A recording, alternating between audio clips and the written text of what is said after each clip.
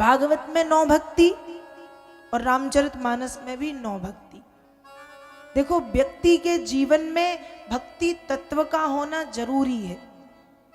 आज लोग सोचते हैं हम मुक्ति को पालें, मुक्ति मिल जाए, हमें मुक्ति मिल जाए, हमें मुक्ति मिल जाए। पर भागवत जी कहती हैं कि मुक्ति के पीछे मत भागिए, भक्ति के चरणों को पकड़ लो। क्यों? कहा ये जो भक्ति महारानी है ये ठाकुर जी की प्रेयसी है। प्रेयसी समझ गए ना? ठाकुर जी की प्रेमिका का नाम है भक्ति। और जब हम भक्ति महारानी के चरण कमलों को पकड़ेंगे तो मुक्ति, रिद्धियां, सिद्धियां ये जितनी भी हैं ये हमारे आजू बाजू आकर के खड़ी हो जाएंगी। इसलिए हम मुक्ति के पीछे ना भागें, हम भक्ति के पीछे भागें, भक्ति करें। क्योंकि भगवान को भक्ति प्यारी है, मुक्ति नहीं। भक्ति से भगवान रीझते हैं, भक्ति से भगवान प्राप्त होते हैं, भक्ति से भगवत प्राप्ति होती है। भक्ति करो। बहुत बड़े संत हुए हैं, बंगाल के बहुत बड़े संत श्री चैतन्य महाप्रभु, जिन्होंने खूब बड़े बड़े ग्रंथ लिखे संस्कृत में, पर शांति नहीं मिली। अंत में क्या किया? अंत में भक्ति को अपनाया, भक्ति की शरण में पहुंचे। वो पूरे संस्कृत के लिखे लिखे ग्रंथ सब यमुना जी में बहा दिए। यमुना जी में बहाने के बाद आश्रय लिया भक्ति का, एक महामंत्र बनाया है, हरे कृष्ण कृष्ण कृष्ण हरे हरे, हरे राम राम राम हरे हरे। बंगाल के चैतन्य महाप्रभु, परम विद्वान गौरांग श्री चैतन्य महाप्रभु, भक्ति का जब आश्रय लिया तब बिहारी की कृपा मिली, ठाकुर जी मिले। और मेवाड़ की मीराबाई क्या जानती थी? कोई कर्मकांड, कोई ज्ञान कांड, कोई उपासना कांड, कोई वेद शास्त्र, कोई उपनिषद, कोई ब्राह्मण ग्रंथ, कोई तैत्रीय ग्रंथ तो नहीं पढ़े थे उनने। सिर्फ भगवान की भक्ति करती थी। हेरी मैं तो प्रेम दीवानी, मेरो दर्द न जाने कोई। मीराबाई केवल भक्ति की। और क्या कहती थी? सिर्फ यही कि मेरे तो गिरधर गोपाल दूसरो न कोई, जाके सुर मोर मुकुट मेरो पति सोई। मीरा ने भक्ति से प्राप्त किया, चैतन्य महाप्रभु ने भक्ति से प्राप्त किया। साथ ही साथ एक छोटे से 5 वर्ष के बालक ध्रुव, कल हम ध्रुव जी की कथा सुनेंगे आगे आने वाले समय में। ध्रुव जी ने भक्ति से प्राप्त किया, प्रहलाद ने भक्ति से प्राप्त किया, गोपियों ने भक्ति से प्राप्त किया, अजामिल ने भक्ति से पाया, अहिल्या ने भक्ति से पाया, गजराज ने भक्ति से पाया, और न जाने कितने कितने भक्तों ने भक्ति से प्राप्त किया। इसलिए व्यक्ति के जीवन में भक्ति तत्व का होना परम आवश्यक है। भक्ति करना चाहिए। तो भक्ति करें हम। भागवत जी में भक्ति के 9 प्रकार, रामचरितमानस में भी भक्ति के 9 प्रकार बताए गए, भक्ति की महिमा बताई गई। लेकिन आज भक्ति की स्थिति थोड़ी सी बिगड़ चुकी है। एक बार की बात है, सारे देवता स्वर्ग में बैठे थे और बातें कर रहे थे। और बातें क्या? बातें हो रही हैं, गायन्ति देवा किल गीत गानी, धन्यास्तुते भारत भूमि भागे। देवता कह रहे हैं भारत भूमि में जाकर के भारत का दर्शन करो। क्यों? क्योंकि भारत भूमि को धन्य है। अब भारत भूमि धन्य क्यों है?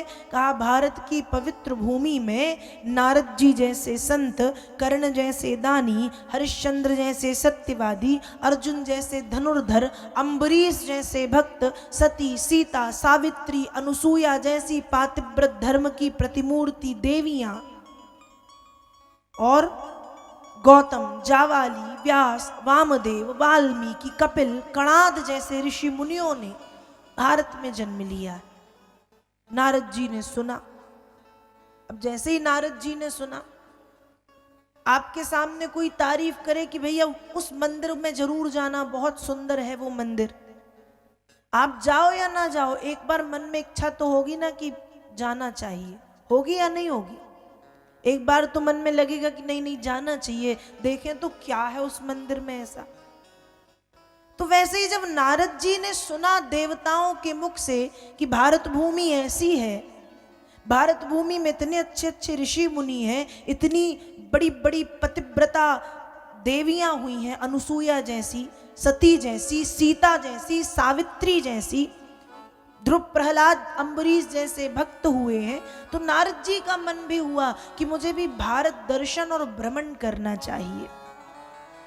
और नारद जी ने अपनी बीणा उठाई और नारायण नारायण श्रीमन नारायण नारायण नारायण कहते हुए नारद जी पृथ्वी पे आए।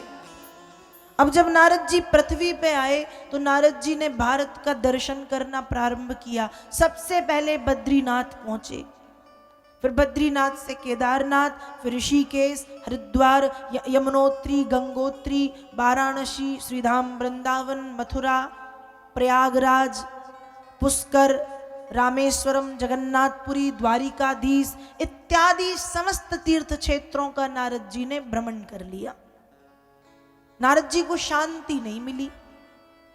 नारद जी जो सुन के आए थे उसका उल्टा नारद जी ने देखा है। नारद जी क्या देखते हैं? सत्यम नास्ति तपः शौचम दयादानम न विद्यते उदरम भरिणो जीवा बराका कूट भासिना। नारद जी देख रहे हैं सत्यम नास्ति, सत्य नहीं है। सुन के क्या आए थे? हरिश्चंद्र की सुनो कहानी, भर आए आंखों में पानी। हरिश्चंद्र जैसे सत्यवादी इसी भारत में हुए कि सपने में देखा है दुर्वासा ऋषि आए और राज्यपाट मैंने दान में दे दिया। अब सपने में हम देख लें कि हम प्रधानमंत्री बन गए तो क्या वो सपना सही हो जाएगा? पर हरिश्चंद्र ने देखा सपना कि विश्वामित्र जी आए हैं, मैंने सब दान में दे दिया। और ऐसा वो समय कि दूसरे दिन सचमुच विश्वामित्र जी आए और हरिश्चंद्र ने सपना तो देखा है, सत्यवादी है, सब कुछ दान में दे दिया। ऐसे हरिश्चंद्र सत्यवादी, धर्मनिष्ठ। पर नारद जी जब पृथ्वी पे आए और भ्रमण कर रहे हैं तो क्या देखा? सत्यम नास्ति। जहां हरिश्चंद्र जैसे सत्यवादी हुए वहां सत्य नहीं है, सत्यम नास्ति। तपः नास्ति, तप भी नहीं है। जहां सुन के आए हैं कि बड़े बड़े ऋषि मुनि हुए तो वहां जब देखा तो तपः नास्ति, तप नहीं है। शौचम नास्ति, पवित्रता नहीं है। दया दानम नास्ति, दया और दान भी नहीं है लोगों में। लोग असत्यभाषी और आलसी हो चुके हैं, धर्म की ओट में छिप करके अधर्म कमा रहे हैं। नारद जी ने ये देखा।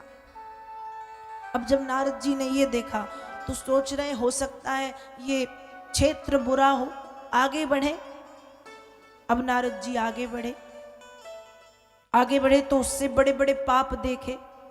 क्या देखा? कहा कन्या विक्रयणो लोभाद दंपती नाम चकलकनम। जहां पर दुर्गा, पराम्बा, जगदम्बा, भवानी और आदि शक्ति मान करके कन्याओं का श्रृंगार किया जाता था, आज उसी देश में उन्हीं कन्याओं के माता और पिता लोभ के वशीभूत हो करके उन्हें बेच रहे हैं। नारद जी ने ये देखा और दुख हुआ और इतने दुखी हो गए नारद जी जो सुन के आए हैं। देवताओं ने गीत गाए हैं भारत के। गौतम, जावाली, व्यास, वामदेव बाल्मीक कपिल कणाद से महान ब्रह्म ज्ञानी थे। अर्जुन से वीर अम्बरीश से महान भक्त, हरिश्चंद्र कर्ण के समान यहाँ दानी थे। नारद से संत सती सीता अनुसूया सम, सत्य सदाचार पूर्ण एक एक प्राणी थे। ऐसा था हिंदुओं के भाग्य का अतीत काल, सुयस यहाँ के देवलोक की कहानी थी। सुना, ऐसे लोग भारत में हुए, लेकिन देखा सब उल्टा। नारद जी को बड़ा दुख हुआ,